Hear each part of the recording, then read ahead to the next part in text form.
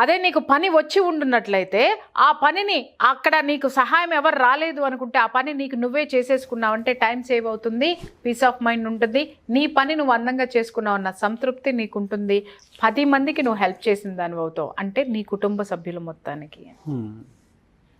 ఆవిడ ఎంత అర్థాన్ని చెప్పింది దాంట్లో. ఆడపిల్లలు పని ఎందుకు నేర్చుకోవాలి అని అంటే ఆడపిల్ల ఒక్కటి బద్దకిస్తే కుటుంబం మొత్తం డిస్టర్బ్ అవుతుందని చక్కగా చిన్న మాటలో చెప్పింది ఆవిడ నాకు. అవును.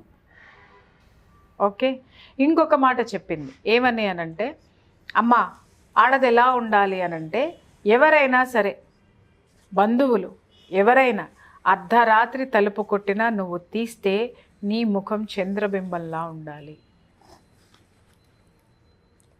నువ్వు పొందిగ్గా ఉండాలి, అలా ఉండాలి అంటే చక్కగా హుందాగా పొందిగ్గా ఉన్న దాంట్లోనే నిన్ను నువ్వు తీర్చిదిద్దుకో